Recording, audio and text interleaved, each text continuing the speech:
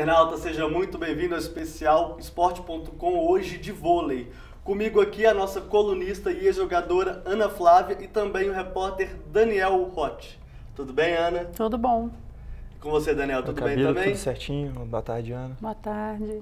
Eu convido você, internauta, a participar conosco dessa conversa. Basta acessar o portal Tempo Online, www.tempo.com.br, ou também o Twitter, @super_FC, essa mensagem que você vê embaixo. Vamos começar falando agora da Superliga Feminina, né, Ana Flávia? Você esteve lá presente, você também, Daniel, esteve lá. Me conta o que você achou dessa vitória. Pois é, a gente estava até comentando, né? Foi um jogo bom, né? Foi um jogo de muitos rallies, foi um jogo bem... os dois primeiros sets, o Solis dominou completamente, né? E o Unilever não conseguiu imprimir um ritmo de jogo, não conseguiu, mas estava ali. Mesmo assim, o placar foi muito igual, né? Nos dois primeiros sets. Mas o Solis, assim, impôs um ritmo bem mais forte do que o Unilever. E o Unilever foi pegando, né? Aquele ritmozinho, foi encaixando. No terceiro set, realmente parecia, terceiro e quarto set, parecia que o Unilever estava, assim, um monstro no bloqueio e na defesa. Não tinha nenhum espaço para a bola cair, né? Entraram no jogo, conseguiram fazer uma marcação perfeita de bloqueio, tocar em todas as bolas. Se não tocava no bloqueio, tocava na defesa. Foi assim um jogo muito bacana e acabaram levando também as vantagens nos rallies, né?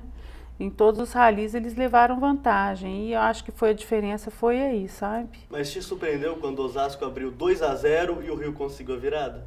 Pelo histórico da Superliga, sim, né? Não poderia terminar em 3-0. Eu acho que por tudo que o Unilever fez na Superliga, seria injusto, né? Então, eu só acho que o Solis não foi preparado para uma dificuldade. E quando eles tiveram a dificuldade, elas começaram a sentir o jogo, né? E a dificuldade foi aumentando cada vez mais, porque aí as meninas, né? A Natália entrou em jogo, a Natália começou a vir para decidir mesmo. Acho que tem uns 3 anos que eu não vejo a Natália jogar da forma que jogou esse jogo, né? Gabizinha defendendo tudo, acho que ela não foi tão efetiva no ataque. Mas o Unilever tinha a Sara, né? A Sara Pavan e a Natália. A Jussiele comandando o bloqueio também, atacando também algumas bolas importantes. A Fofão começou a distribuir um pouco mais ali, jogar um pouquinho, uma bolinha importante no meio, uma ou outra que dava condição. Mas o time foi crescendo, então foi somando e o Solis, como não estava preparado para a dificuldade, foi pego de surpresa e começou a se abater com aquilo ali. E aí foi deixando a coisa, né? A coisa foi tomando uma distância, um outro rumo. E para você, Daniel, quais foram as suas impressões dessa decisão? Eu acho que a Ana descreveu muito bem o aspecto tático do jogo mesmo. A questão do bloqueio do Unilever, que melhorou muito nos momentos decisivos, principalmente no quarto set, que foi uma lavada, 10 pontos de diferença, ninguém esperava isso. Mas acho que o principal mesmo, e a Ana pode falar melhor sobre isso, eu acho que foi o relaxamento do Solis. Não sei se vocês vão concordar, mas eu acho que aquela coisa do 2-0 deu uma relaxada e nisso a Unilever conseguiu crescer. Eu ia até te perguntar, Ana, tem um pouco disso mesmo, daquela coisa do time que faz 2-0, acaba dando uma relaxadinha no terceiro set e abre a brecha para o adversário crescer? Tem muito disso? Eu que conheço um pouco, estou o tempo todo com as meninas, né, a maioria delas, eu sei que essa preparação para o jogo foi uma preparação, elas se prepararam para ganhar, elas não se prepararam para perder. E eu acho que aí é que foi a dificuldade, porque se elas estivessem preparadas para um jogo difícil, um jogo de troca de bola, né, aí elas não teriam sido pegas assim dessa forma de surpresa. Eu acho que elas levaram um susto com a reação da Unilever aí, sabe? E aí não estavam preparadas, começaram a se assustar e ficaram, né? Eu acho que abalaram psicologicamente. Tanto que no tie break, no quinto set, rapidamente a Unilever já se colocou na frente, fez 3-1, nos 4 primeiros pontos fez 3-1, logo depois ampliou essa vantagem e quando chegou ali, quando o Solis viu, já estava 13-9, 13-8, já estava muito difícil de reverter. Então eu acho que realmente o aspecto psicológico fez muita diferença nessa decisão. A preparação, acho que o que comandou isso foi a preparação que antecedeu essa partida. E para você, Ana, puxando um pouquinho para nós aqui de Minas, Minas e Praia Clube, O que você pensa da campanha tanto do Praia, que para mim surpreendeu, eu que não acompanho tanto o vôlei de perto, assim como vocês dois. Para mim a campanha do Praia Clube surpreendeu bastante, apesar de ter caído nas quartas de final. Para mim foi algo sensacional que o clube de Uberlândia fez. E o Minas me desaponta um pouco por saber desse histórico que eles têm, mas eu sei que o poder de investimento do Minas hoje é menor. Como você viu a temporada, na verdade, como você vê a próxima temporada, Ana? O Praia, ele não surpreendeu, ele vem alcançando o objetivo. É um dos melhores planejamentos que eu já vi em termos de montagem de equipe. A cada ano ele sobe um degrau, né? Com consistência. Então ele vai conquistando, vai investindo um pouco mais. Ele vai conquistando, subindo um degrau, investe um pouco mais.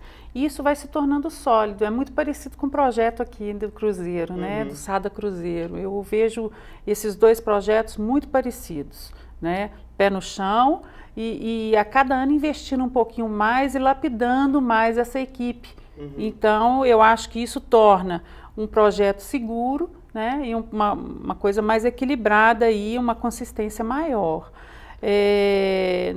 O que a gente fica assim, eu fiquei triste pelo Praia foi a lesão da Herrera. Sim. E eu acredito que com a Herrera a história poderia ter sido diferente. O Praia poderia ter chegado até uma final, gente.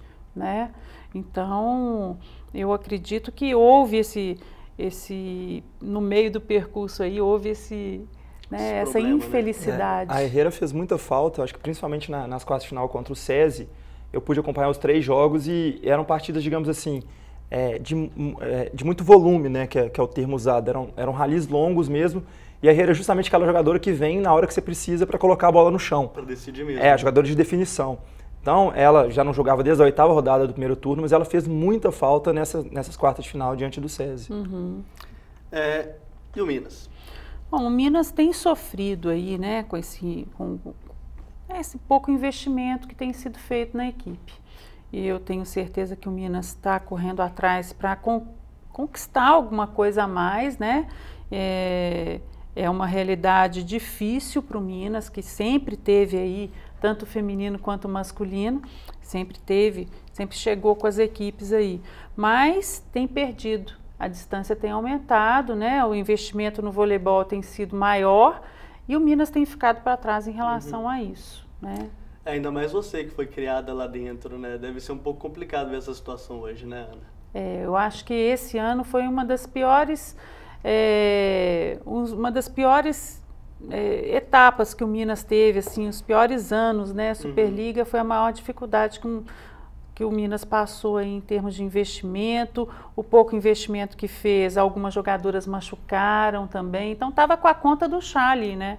E tinha que contar com todo mundo, e aí uma hora importante uma machucava, a Claudinha machucou o pé uma vez também, e foi contando com as jogadoras juvenis para poder compor o plantel, mas foi difícil, viu? Foi bem difícil. Imagino.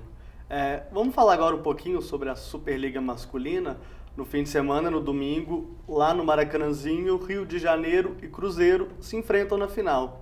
Ana Flávia, eu sei que é uma pergunta difícil, eu sei que é uma pergunta complicada, mas quem é o favorito para vencer essa decisão? Para mim, a melhor equipe ainda é o Sada Cruzeiro. Eu não tenho dúvida. É claro que se não colocar em prática aquilo que ele pode colocar e que a gente espera que coloque, não vai ganhar, né? Mas para mim só perde se quiser. Se eu puder dar um palpite, claro. Eu acho que é óbvio que a partida vai ser muito igual pelas campanhas que os dois times fizeram. São campanhas idênticas até aqui. Mas eu pude acompanhar no treino do Sada Cruzeiro dessa semana, estive lá com o Daniel Ottoni, o outro repórter nosso de vôlei aqui, e parece que os jogadores estão muito centrados, estão muito focados naquilo que eles têm que fazer dentro de quadra.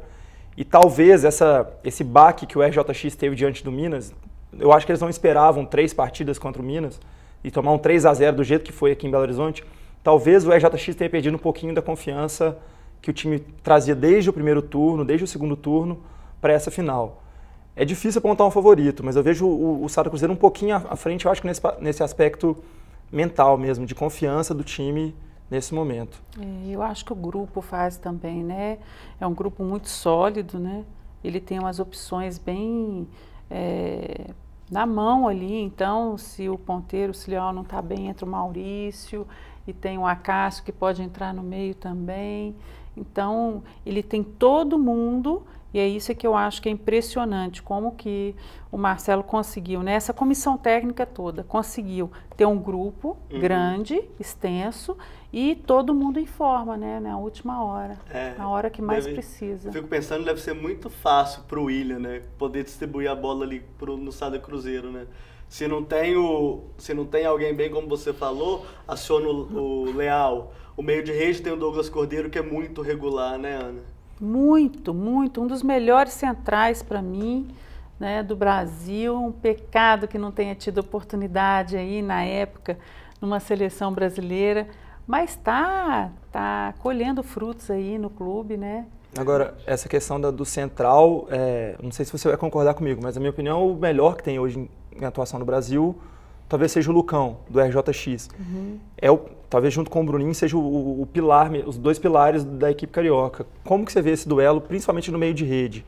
A gente sabe que o Sada é muito forte na ponta com o Leal, o Wallace do outro lado, mas no meio da rede, como é que você vai ver, como que o Sada pode parar o Lucão? Eu acho que primeiro, quem vai comandar esse jogo aí vai ser o William, né? Ele que vai definir, ele que vai colocar o Rogério, ele que vai colocar o Douglas no jogo. E ele sabe fazer isso muito bem, né? Agora, parar, não vejo dificuldade nenhuma, né? O Minas parou no segundo jogo o Lucão, não deixou jogar, tocou nas bolas, quer dizer, foi o sucesso do Minas foi ali também, né?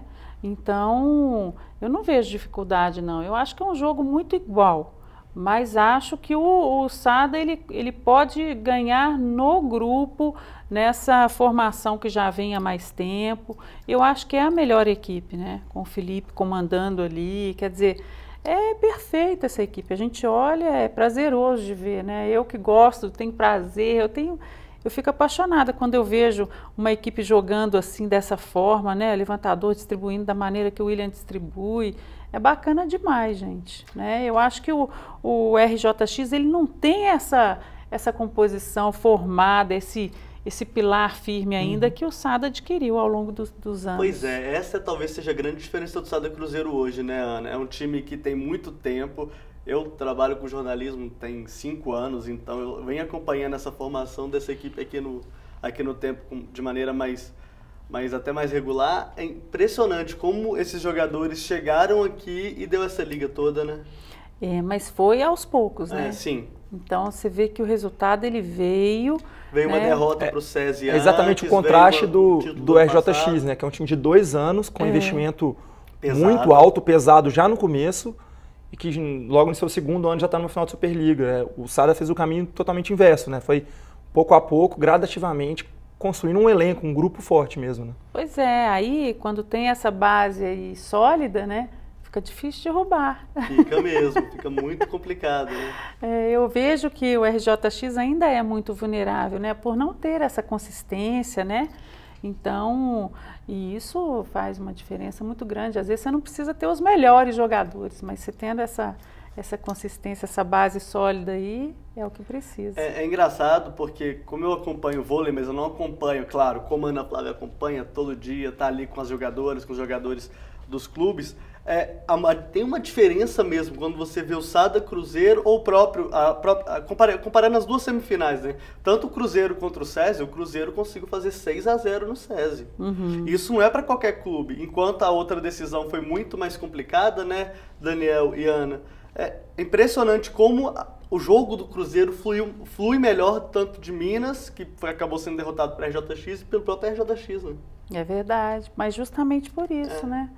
E o que me impressiona também, quer dizer, é claro, são profissionais que estão ali para isso e vieram para cá justamente para somar pelos valores que eles têm, né? Como a gente viu, a minha preocupação era como que vai ser essa Superliga para o Cruzeiro, porque veio de vários resultados, né? E sem parar, sem ter tempo para os jogadores descansarem. Então foram para o Mundial, voltaram do Mundial. Você viu que eles caíram, mas eles mantiveram o nível. Quer dizer, isso é perfeito, né? É uma queda controlada, né? Uma queda que você vê administrada pelos profissionais mesmo, né? E o Fábio, o preparador físico, não é à toa que ele tem essa fama, né? De excelente preparador físico, Marcelo. Quer dizer, todos ali somaram, né, contribuíram para que a gente via isso perfeitamente na equipe, né? Era impressionante mesmo. E tem até só para completar, o fator de são 10 finais seguidas o Sada está jogando entre mundiais, mineiros, Superliga, e de manter o time sempre focado, porque o time buscando o título. O time já é campeão brasileiro, poderia dar uma relaxada, mas não, ele quer sempre mais. Isso é um trabalho muito bom do próprio Marcelo Mendes. E até a final contra o Trentino foi uma coisa atípica aquela final, né? Foi um 3-0, sendo que na fase de classificação 2 dias antes, o jogo tinha sido super equilibrado, né? É claro que a gente também não pode, às vezes a gente compara uma escola ou outra, Ana Flávia, mas o Trentino é praticamente uma seleção do mundo, né? Perder aquela final, é claro que poderia acontecer, o pessoal compara muito no futebol, né? Como se o Cruzeiro tivesse perdido para o Barcelona, mas o Trentino, ele conseguiu variar aquelas bolas, mas é uma escola diferente, tem búlgaros, tem poloneses, tem russos, tem italianos, é uma máquina de fazer pontos, né? Aquele jogo especificamente, o Trentino teve uma atuação muito forte no bloqueio, eu lembro que eu acompanhei de perto, justamente essa escola de búlgaros, de poloneses, jogadores com mais estatura, talvez menos técnica, mas com um aspecto físico, né? muito marcante. Então, talvez o Sada hoje mais experiente teria uma chance maior de conseguir. É verdade.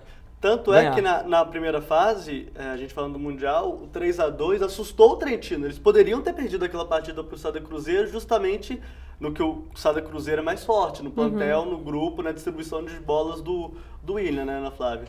Mas eu tenho uma pergunta para fazer aqui para você com relação ao fator casa, o Maracanãzinho. Você acha que o fator de jogar no Maracanãzinho dá algum favoritismo ao RJX? Ajuda bastante.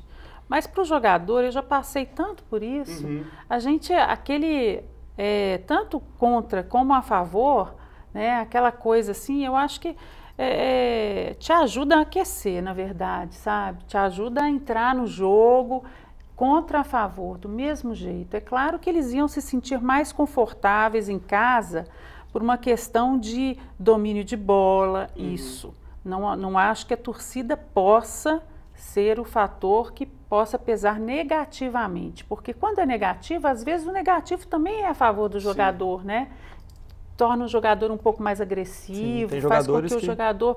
tem jogador que precisa. O Lorena, por exemplo, né? Ele precisa dessa o tempo todo, né? Desse estímulo contrário, né? Eu não acho. Eu acho que o fator campo pesa mais, né? De um conforto maior, de saber, de ter o domínio um pouco mais do local, isso sim. Uma coisa que eu cansei de ouvir quando era... Claro, já vi muitos jogos no Mineirinho, tanto o seu também, o fator referência, né? O RJX está acostumado em jogar num ginásio grande como é o Maracanãzinho. O Sada Cruzeiro não. O Sada Cruzeiro só jogou uma vez lá no Maracanãzinho nessa temporada. E não jogou no Mineirinho, que se for a gente comparar, seria mais ou menos a mesma coisa. Isso pode dificultar? Eu acho que isso pode. Eu, como jogador, eu sentia bastante isso. A bola, né, o peso fica diferente, né? Já vem de uma forma diferente, então você perde um pouco mais o domínio ali, você já fica meio aéreo, assim, se você não está no jogo completamente, é fácil de você não recuperar, né? Ana, eu gostaria que você falasse agora um pouco do Wallace. No último jogo contra o SESI, eu senti que no final do jogo, quando ele podia ter decidido no saque, ele tem os melhores saques da Superliga, ele tirou um pouco a mão. Tanto que ele errou, mandou as bolas todas desses saques na rede. Me fala um pouco do Wallace, como ele sente uma decisão. Ano passado, por exemplo, a final foi contra o Vôlei Futuro, ele não sentiu isso. E contra o SESI, ele sentiu. O que você acha do Wallace como jogador, o poder mental dele? Me conta um pouquinho sobre isso. É um jogador novo, né? Tem passado por experiências aí, mas eu acho que isso é de cada um. Ele precisa amadurecer mais ainda. Claro, é óbvio, a gente vê isso pela inconstância ainda que ele tem, né? A gente vê, percebe que ele ainda sofre né, psicologicamente um pouco o jogo, né? Encontra alguma dificuldade, então ele tem dificuldade de sair ali, né, de se restabelecer rapidamente. Então ele ainda tem altos e baixos, né? Mas ele, ao longo desses anos todos que ele vem tendo a oportunidade de jogar numa equipe de alto nível igual ao do Sada Cruzeiro, o crescimento dele é absurdo, né? Sensacional, né? Sensacional, é absurdo. Então, é que o potencial que ele tem é tão grande, né?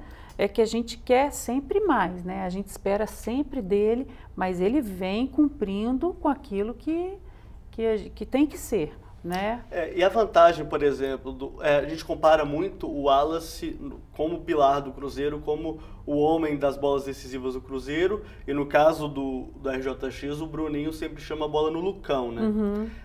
Essa diferença de amadurecimento do Lucão e do Wallace pode fazer alguma diferença na decisão? Isso é personalidade, eu acho que isso conta muito, né? Tem jogador que é um pouco mais maduro, o homem né, chega um pouquinho atrás aí das mulheres, né? Amadurece um pouquinho mais lentamente, mas tem uns que são mais do que os outros. O Lucão está numa fase esplêndida também, ele veio e ele encontrou ali o momento dele, né? Ele está num momento muito bom, então ele está seguro, ele sabe que a equipe depende dele também, mas ele tem uma postura diferente, né? A gente vê o Lucão com um pouco mais de maturidade do que o Wallace ainda. Até pela diferença da idade dos dois. Claro. Né? A própria personalidade, né? Eu já tive a oportunidade de entrevistar os dois em algumas oportunidades, algumas vezes, e o Lucão, ele é um cara ele é mais reservado, assim, naturalmente, no contato diário mesmo.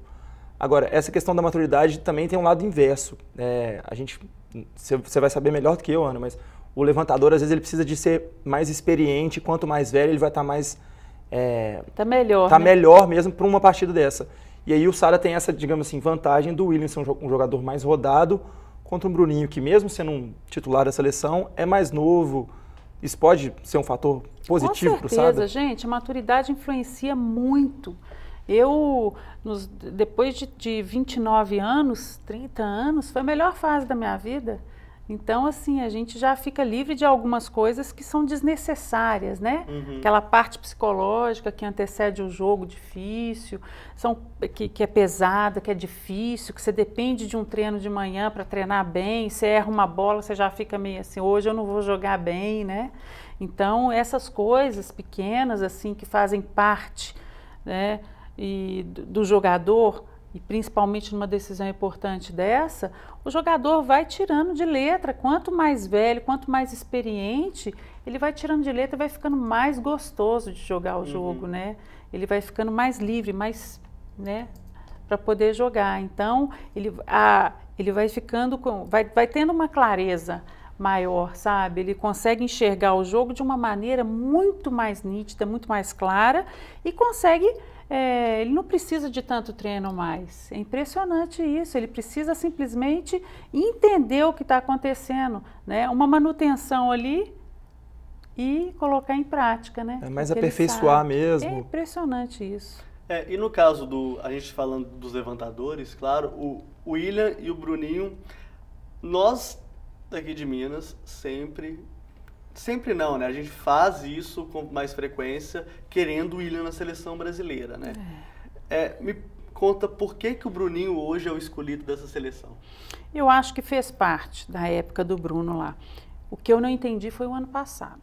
Sinceramente, o ano passado eu fiquei com uma interrogação, porque acabou o jogo, o Cruzeiro foi campeão, né? O Sada foi campeão com o William, que já demonstrou no ano anterior, né, ter chegado na final aí, e já demonstrou que ele tinha condição para estar indo para uma seleção, enfim. E a conversa era Ricardinho ainda. Eu falei, eu não estou acreditando nessa situação. Eu estava assistindo o jogo pela televisão. Eu falei, eu não acredito. E voltaram aquela história de Ricardinho, né, e mesmo os comentaristas ali. Eu falei, eu não estou acreditando. É para falar agora de William. Não é Ricardinho mais, né? Olha o que esse cara está jogando, olha como ele está conduzindo essa equipe. Era absurdo aquilo ali. Então, eu acho que ali o William também, ele se reservou no direito. Bom, agora, né, não me chamaram de uma forma, então eu também, né, vou continuar na minha luta, na minha briga aqui, vou defender o meu clube. Ele é muito esclarecido em relação a isso, né? Em algumas entrevistas, até aqui feitas no Jornal Tempo, ele mesmo falou que ele não precisa dessa aprovação da seleção brasileira, que ele sabe o trabalho que ele faz no clube, ele sabe o potencial dele, e que se ele não teve uma chance na seleção, não foi por culpa dele, né? Foi talvez por culpa de outras pessoas que não souberam julgar esse trabalho da maneira ideal. E isso é importante, ele não se abate de jeito nenhum com esse esquecimento do Bernardinho em relação a ele. A vantagem da questão levantador na seleção brasileira é que nós temos bons nomes, né? Temos o próprio William, temos o Marcelinho do Minas, que está jogando, o Rafinha, que está na Itália. Então, é uma posição que a gente está super bem servido, né, Ana? Então, para a próxima Liga Mundial, por exemplo, a gente não tem esse problema, né? Com certeza, mas eu acho que o William, eu acho que o Bruno mereceu passar por isso tudo. Eu acho que pelos resultados que ele teve lá atrás, ele conquistou isso. O Bruno conquistou isso daí, tá? Mas o William também conquistou há muito tempo, né? Já era para ele estar lá, na briga. Já era. Ele chegou a ser convocado, né, nessa parte pré-Jogos Olímpicos, né? Mas aí, quando a seleção fechou a lista, ele não estava. Não estava, parece que é isso que a Ana falou, ele meio que falou, não, agora eu também não vou focar em outra coisa. Ana, para a gente finalizar, eu gostaria que você, na verdade, fizesse um paralelo de Sada Cruzeiro e RJX no aspecto de projeto. A gente está falando de projeto da parte feminina, mas são diferenças muito grandes, né? O Cruzeiro é uma situação mais pé no chão, a equipe foi ganhando forma, foi campeã ano passado, e a RJX é essa expressão já veio, né? Financeira que já veio, que já conseguiu montar praticamente uma seleção brasileira ali, né? Eu acredito, né, que esse projeto também, mesmo sendo agressivo dessa forma, tendo começado, tendo tido esse início agressivo, né, de investimento, eu acredito que o objetivo ali, né, seja permanecer, né? E mais, a gente percebe que tem o fator de risco muito grande, né? Então, tem que cumprir. Tem que cumprir. Tem que cumprir. Então, o risco é muito maior, né? Ele depende do resultado, né? Então, o risco é muito maior. E, em compensação, a gente vê que o projeto do Sada Cruzeiro é um projeto que vem crescendo a cada ano, com o pé no chão, dando mais estabilidade a cada ano para a equipe, né? E isso fortalece, né? Então, erramos aqui, precisamos aqui, vai lapidando, né? Sem ser muito agressivo, para não colocar também um projeto em risco, né? Claro. Porque sempre o risco, ele ou você ganha, né? Se não ganhar, já vai ser o segundo ano. Já vai ser.